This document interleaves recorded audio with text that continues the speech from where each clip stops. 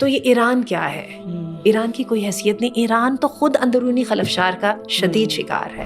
ایران کے اوپر اگر حملہ ہوتا ہے جو کہ جیسے کہ ٹرمپ نے G7 ممالک سے وہ اجلاس سے اٹھ کے آ گئے صاحب بہادر، اور انہوں نے کہا جی اب وہ ہوگا جن کے لوگ غزہ کو بھول جائیں گے. کنفیوژن کی یہ کیفیت ہوگی احادیث کے مطابق دجال کے زمانے میں کہ لوگ واضح دیکھ دیکھ کے آنکھیں بند کرتے چلے جائیں گے. بینگ پاکستانی ہم کیا ہو رہا ہے اور ہمیں کیا کرنا چاہیے؟ ایران اسرائیل کانفلکٹ کے اوپر پاکستان نے بہت اچھا موقف اپنایا ہے. لیکن نظر یہ آ رہا ہے کہ ایران کی شکست جو ہے اس وقت حقیقت ہے امت کی شکست ہے. اور میں پاکستانیوں کی بات یہ کروں گی کہ آپ یہ دیکھیے کہ ہم لوگ تو ابھی تک بائیکاٹ کے اوپر کنفیوزڈ ہیں.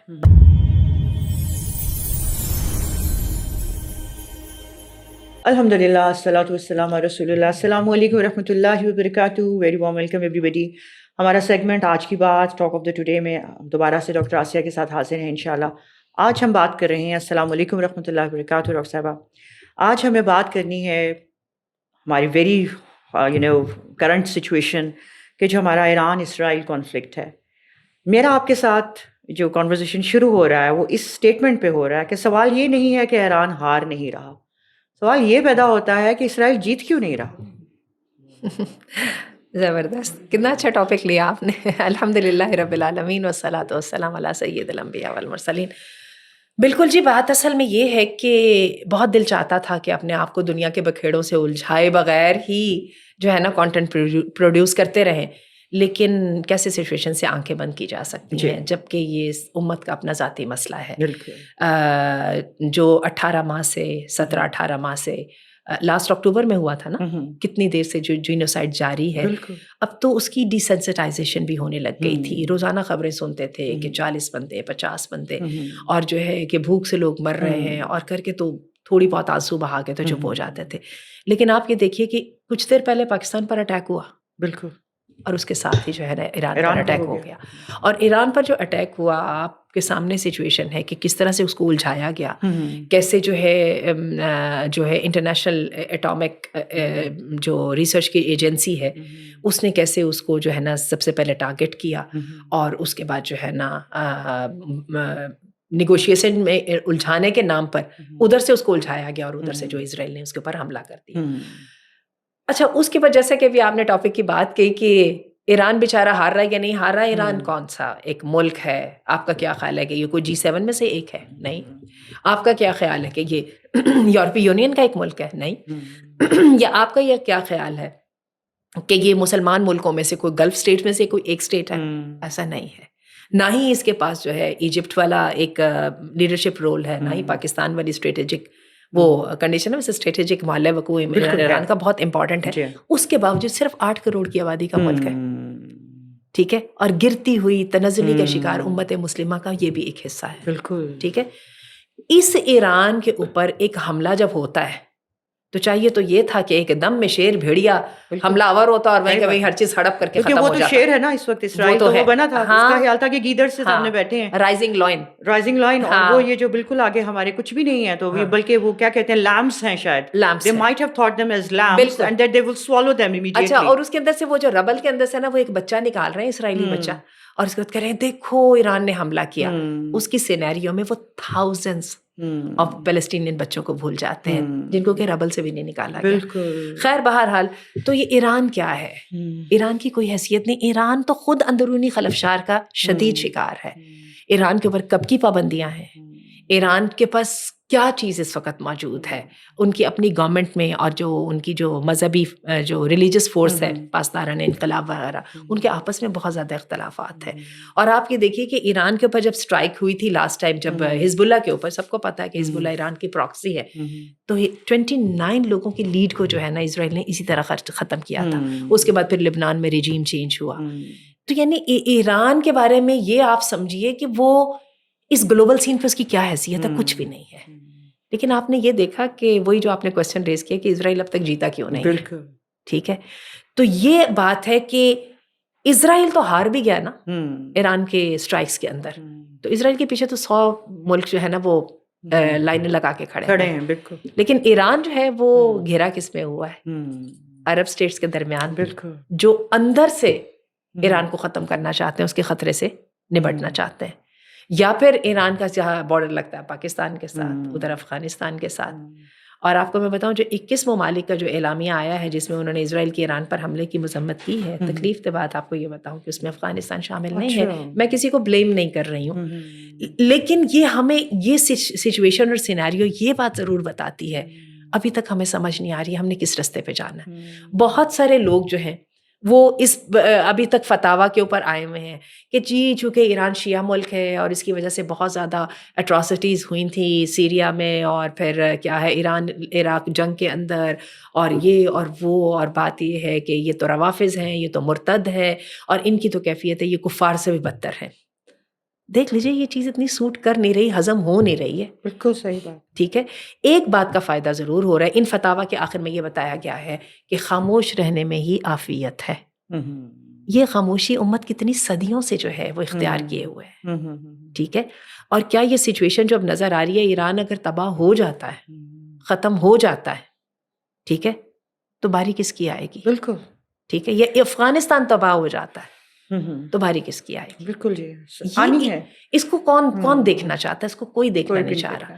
باقی جہاں تک اس کی آپ بات کریں گے, ایران کا ویسے جو پلٹ کر وار کرنا ہے اس نے پوری دنیا کو حیران کر دیا ہے. بالکل جی صحیح بات. وہی جیسے بھی ہم بات کر رہے تھے, چاہیے تھا کہ اس کو آرام سے ہڑپ ہو جاتا. بالکل ٹھیک ہے, اس کی جو پراکسیز ہیں دنیا میں 12 پراکسیز اس کی چل رہی ہیں, وہ اٹ سیلف جو ہیں وہ انڈیپینڈنٹ ہیں, وہ خود اپنے اون پہ کام کر رہی ہیں, وہ ایران کے انڈر نہیں ہے. صرف ان کے اندر ایک جو ہے آپ کہہ لیجئے کہ ایک پیج پہ ہونے والی ان کی وہ چیز ہے, لیکن ایران ان کو سپورٹ کرتا ہے, ان کا ساتھ دیتا ہے وغیرہ. لیکن آپ کا یہ سمجھنا کہ ایران شاید پتہ نہیں کہاں سے دولت لا رہا ہے اور کہاں سے وہ کیا کر رہا ہے, ایسا سب کچھ ممکن نہیں ہے. لیکن آپ یہ دیکھیے کہ 2002 کے اندر سے 2003 کے اندر ایران کے اوپر اسی طرح ان کی جو فیسلٹیز کے اوپر جو ہے نا وہ اسرائیل نے حملہ کیا تھا. اس کے بعد جو ہے ایران نے اپنے آپ کو کیسے سنبھالا. اس وقت ایران جو ہے وہ سب سے زیادہ ڈرون دنیا کو بیچ رہا ہے, رشیا جیسے ملک کو وہ بیچ رہا ہے. ایران کی اس وقت چین کے ساتھ سب سے بڑے تجارتی معاہدے ہیں. اور پھر آپ یہ دیکھیے کہ تیل کی دولت کو وہ کتنی وائزلی استعمال کر رہا ہے, اپنی نوجوان جو یوتھ فورس ہے اس کو استعمال کر رہا ہے. اور ملک کے اندر ہر تیسرے دن جو کوئی فتنہ اٹھ جاتا ہے لبرلزم کے نام سے, اس کو جو ہے ایران کیسے وہ اس کو کیسے ہولڈ کر رہا ہے, اور کیسے جو ہے وہ اپنی اسٹریٹجک پوزیشن کا لحاظ رکھنے کی کوشش کر رہا ہے. آپ یہ بتائیے کہ اگر اسٹریٹ آف ہارمز ایران کے اوپر اگر حملہ ہوتا ہے, جو کہ جیسے کہ ٹرمپ نے G7 ممالک سے وہ اجلاس سے اٹھ کے آ گئے صاحب بہادر, اور انہوں نے کہا جی اب وہ ہوگا جو کہ لوگ غزہ کو بھول جائیں گے, اور تہران کے لوگوں کو کہہ دیا کہ نکلیں یہاں سے, اس کو ویکینٹ کر دیجیے. اور لوگ بیچارے جو ہیں 300-400 کی شہادتیں جو ہیں وہ ایران میں بھی ہو چکی ہیں. لوگ لائنیں لگا کر جو ہے نا شہر چھوڑ کے جا رہے ہیں. انسان کہاں پر بھاگ کے جائیں؟ اب وہاں پر جو کچھ ہونے لگا ہے, اگر ایسا کچھ جو ہے ایڈونچر ٹرمپ انتظامیہ دکھا دیتی ہے, جو کہ اپنے آپ کو پہلے تو وہ بڑا بتانے کی کوشش کر رہے تھے کہ جی آیت اللہ کو زندہ رکھنے کے اندر در حقیقت ہم کی رول پلے کر رہے ہیں. ٹھیک ہے, اور اگر ایسا ہوگا تو ایران کے پاس سوائے اسٹریٹ آف ہارموز بند کرنے کے کوئی اور چارہ نہیں ہے, جہاں سے تیل کی 20% جو ہے ٹینکرز جو ہیں وہ گزرتے ہیں. دنیا کی ٹریڈ جو ہے اس کے اوپر ڈپینڈنٹ ہے. ابھی حوثیوں کی جو باب المندب کی جو بندش تھی اس سے دنیا نبٹ رہی تھی. ٹھیک ہے, وہاں سے 4 جوتے کھا کے ویسے امریکہ بہادر واپس آیا, کیونکہ پچھلے دنوں امریکہ نے حملہ کیا تھا, اور وہاں سے پھر اس کے بعد اس کو پتہ لگا تو پھر بیٹھ کے تو جو پیس ڈیل بھی کر لی. تو اب یہاں پہ پتہ نہیں کیا ہوگا. لیکن یہ ہے کہ کیا یہ چیز ایران کو یہ نہیں بتا رہی ہے کہ اس کو بہت جلدی ایٹمی صلاحیت حاصل کر لینے کی ضرورت ہے. در حقیقت اس طرح کے جو اقدامات ہے اس کے ساتھ پورے خطے کے اندر اس بات کی اجازت دی جا رہی ہے, بلکہ اس بات کے اوپر مجبور کیا جا رہا ہے کہ ہر جو ہے اسٹیٹ اس کے پاس ایٹامک کیپیبلٹی اور جو ہے نا کیپیسٹی ہونی چاہیے. ٹھیک ہے, تو یہ اصل ہے کہ ہم اس دوڑ کے اندر ہیومینٹی کو شامل کر رہے ہیں جس کے مطابق آپ کے پاس تو ایٹم بم ہونے چاہیے تاکہ آپ اس کو کنٹرول کر سکیں. لیکن تہران اگر جو ہے آپ کو پلٹ کے وار کرتا ہے تو آپ اس کو جو ہے نا بالکل قبول نہیں کریں گے. ابھی آپ نے بات کی ڈاکٹر صاحبہ کہ اس وقت اسٹریٹجی اپنائی جا رہی ہے کہ خاموش رہا جائے. سپوز ایسی بات آپ نے شروع میں جو کی ہے, آپ کو پتہ ہے آپ صلی اللہ علیہ وسلم کی حدیث سے ایک ذہن کے اندر آ رہی ہے کہ جب تم برائی کو دیکھو اور یہ ظلم کو دیکھو تو اس کو ہاتھ سے روکو, نہیں روک سکتے تو اپنی زبان سے روکو مطلب ایمان کی کمزور ترین علامت ہے کہ دل میں برا جانو. میرے خیال کے مطابق تو اب دل میں برا جاننے والی بھی حالات ختم ہو رہے ہیں, ہم دل میں بھی برا نہیں جان رہے ہوتے. تو کم از کم جتنی ہماری کیپیسٹی ہے. ایک آپ سے یہ سوال ہے میرا کہ آج کے وقت کے اندر جو الحمدللہ ہم حبل اللہ کے چینل پہ بیٹھے ہوئے, اللہ کی رسی کو تھامنے کی اس وقت امت مسلمہ کو کتنی ضرورت ہے؟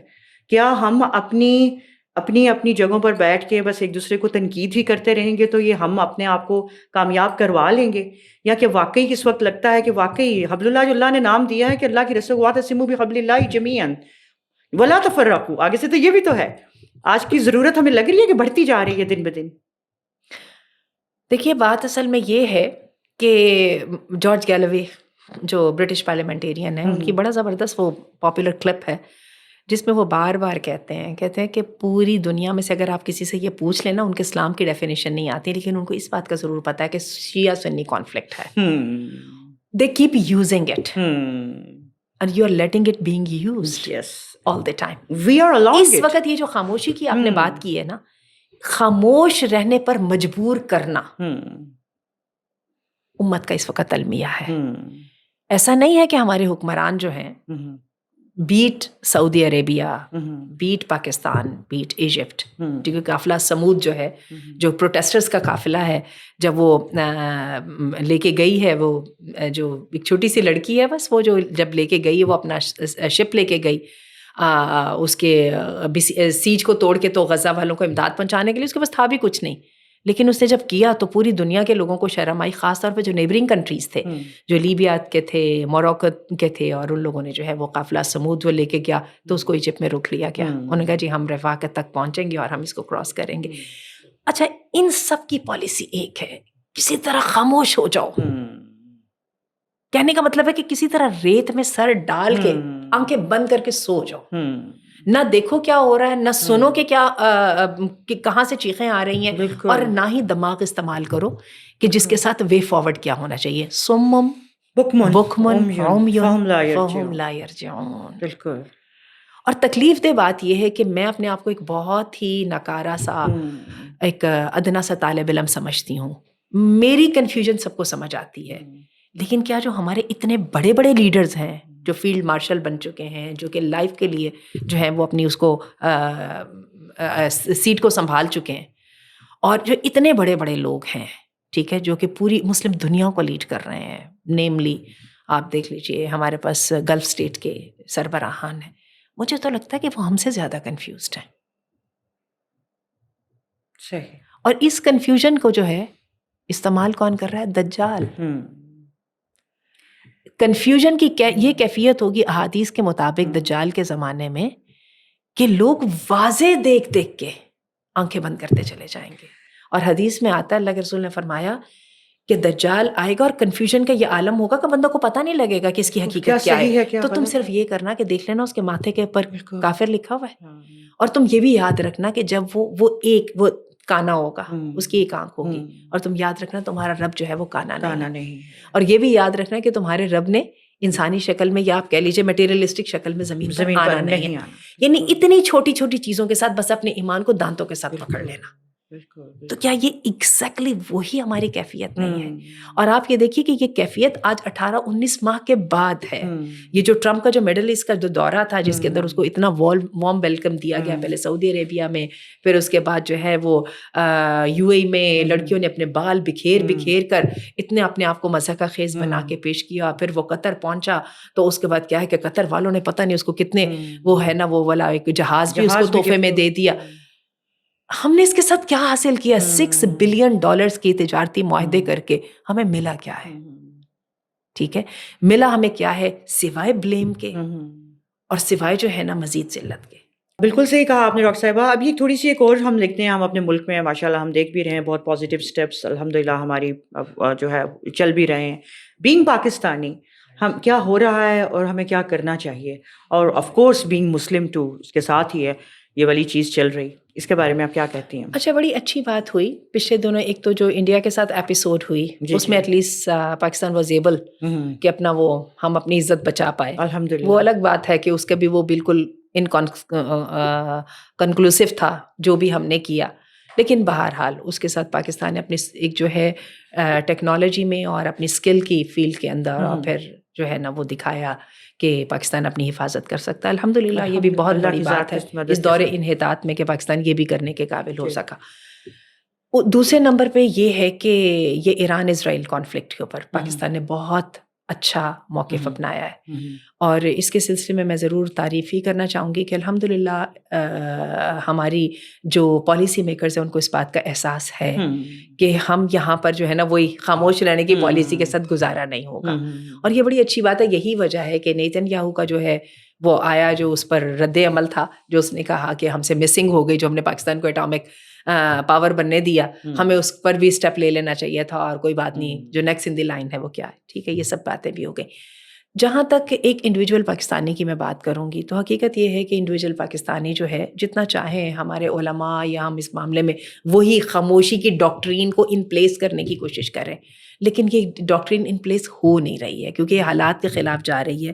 حتیٰ کہ وہ جو ساری سنی اسٹیٹس ہیں جو کہ ٹریڈیشنلی جن کے ایران کے ساتھ تنازعات چل رہے ہیں وہ بھی گرجنگلی بادل نخواستہ ایران کی سائڈ میں کھڑے ہونے کی کوشش کر رہے ہیں, تھوڑی تھوڑی اپنی عزت بھی بچا رہے ہیں کہ چلیں شکر ہے فرسٹ ٹائم یہ صحیح جگہ پہ ایران کی پاورز استعمال ہو رہی ہیں.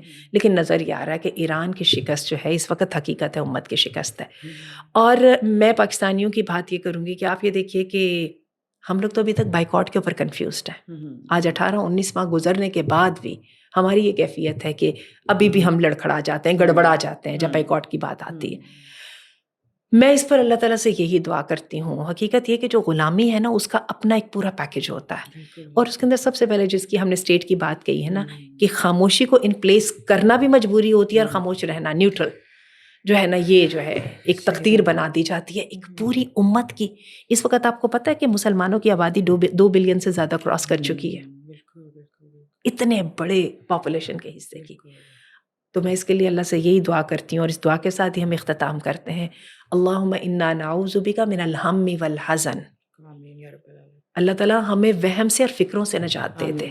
ونعوذ بک من العجز والکسل. ہم تھک کے بے بس ہو جائیں اور پھر سست پڑ جائیں کہ اوہو کچھ نہیں ہو سکتا.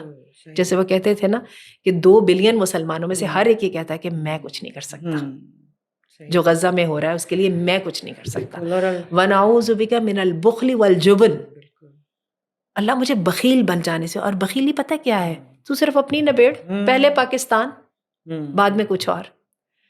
والجبن, اور جو ہے بزدلی سے. وَنَعُوذُ بِكَ مِنْ غَلَبَةِ الدَّيْنِ. آپ کے اوپر قرض غالب آ جائے, وَغَلَبَةِ الرِّجَالِ, اور انسان آپ پر قابو پا جائے. کیا امت کے ایک ایک ملک کے لحاظ سے یہ دعا کیسے فٹ آ رہی ہے؟ اللہ کو کیسے پتا تھا کہ ہمیں 1400 سال 1500 سال کے بعد بھی اس دعا کی اتنی ایگزیکٹلی ضرورت ہوگی؟ بالکل جی, صحیح بات. اور اللہ کو پتا, ڈیفینیٹلی اللہ کی ذات کو نہیں پتا. تو قرآن میں اللہ نے کہہ دیا نا, یاد رکھو یہود و نصارہ تمہارے دوست نہیں ہو سکتے. اور جو علامہ اقبال نے کہا تھا کہ افسوس کس بات کا کہ احساس زیاں جاتا رہا. بالکل ٹھیک ہے. تو یہ جو آزمائشیں آ رہی ہیں نا, یہ در حقیقت اللہ کا کوڑا بار بار انسانوں کو جگا رہا ہے, جو کہ ہم خاموش رہنے کو اور کبوتر کی نیند سونے کو جو ہے نا ترجیح دینے کی کوشش کر رہے ہیں. تو بات یہ ہے کہ خاص طور پہ ہمارا جو یوتھ ہے اس کو تو اچھی طرح سمجھ آ رہی ہے کہ ہمارے مستقبل کے اندر اگر ہم نے کوئی سٹینس نہیں لیا تو ہم کچھ بھی نہیں کر پائیں گے. آپ یہ دیکھیے کہ جو امریکہ کے اندر جو ہارورڈ یونیورسٹی کے جو انہوں نے روکی ہے, امداد روکی ہے, ٹھیک ہے, اس کے اندر انہوں نے بیسیکلی چائنا کو کنٹین کرنے کے لیے چینی اسٹوڈنٹ کے اوپر جو ہے نا وہ لگانے کے لیے سب کچھ کیا, لیکن اس کی لپیٹ میں سب آئے ہیں. بنگلہ دیشی اسٹوڈنٹس بھی آئے ہیں, پاکستانی اسٹوڈنٹس بھی آئے ہیں. ہمیں نظر آ رہا ہے کہ زمین بڑی تیزی سے تنگ ہو رہی ہے, اور یہ سارے کے سارے لوگ وہ تھے جو کہ ریسرچ کے اوپر تھے, ایم فل اور جو پی ایچ ڈی والے لوگ تھے, اور اس میں ہمارے بہت سارے لوگ جو ہیں وہ اس کے اندر آئے. تو جب تک اپنی دنیا ہم نے خود کریٹ نہ کی تو جب تک ایسا ہوگا نہیں. اور آپ یہ دیکھیں کہ دوسروں کی بنائی ہوئی بساط کے اوپر ہم کب تک بیٹھ کے جو ہے نا اپنی زندگی کے 4 دن گزارتے رہیں گے. ہمارے نوجوانوں کو اس وقت آسان لگتا ہے پاکستان چھوڑ کے نکل جاؤ. پاکستان چھوڑ کے آپ نکل جاتے ہیں تو آپ کو کوئی جگہ نہیں دینے کو, اب تو وہ بالکل جگہ آپ کو لٹرری دینے کو تیار نہیں ہے. تو اسی ملک کے اوپر اپنے اسی پر محنت کرنی ہوگی, یہاں کی کرپشن کو کنٹرول کرنا ہوگا, یہیں پر اپنی دنیا جو ہے وہ آباد کرنی ہوگی. اس کے علاوہ ہمارے پاس کوئی حل نہیں ہے. اللہ تعالیٰ ہمیں یہ ویژن کی کلیئرٹی بھی عطا فرمائے, اور اس کے ساتھ ہمارے نوجوانوں کو پاکیزگی کردار بھی عطا فرمائے. اور اللہ تعالیٰ امت مسلمہ کو واقعی اس حدیث پہ عمل کرنے کی توفیق عطا فرمائے کہ جس میں آپ صلی اللہ علیہ وسلم نے فرمایا کہ یہ امت ایک جسم کی مانند ہے، ہوں، ایک حصے کو تکلیف ہوتی ہے تو پورا جسم اس کی تکلیف محسوس کرتا ہے، اور ہم جب تک ایک جسم کی مانند نہیں ہوں گے تو یہ غیر ملکی قومیں جو ہیں، اللہ جو حدیث ہے کہ آ کے تم پر ٹوٹ پڑیں گی جس طرح کوئی بھوکا کھانے کی پلیٹ پہ بالکل ٹوٹتا ہے. اللہ تعالیٰ ہمیں ان سب سے بچائے بھی، آمین آمین. سر جزاک اللہ ڈاکٹر صاحبہ.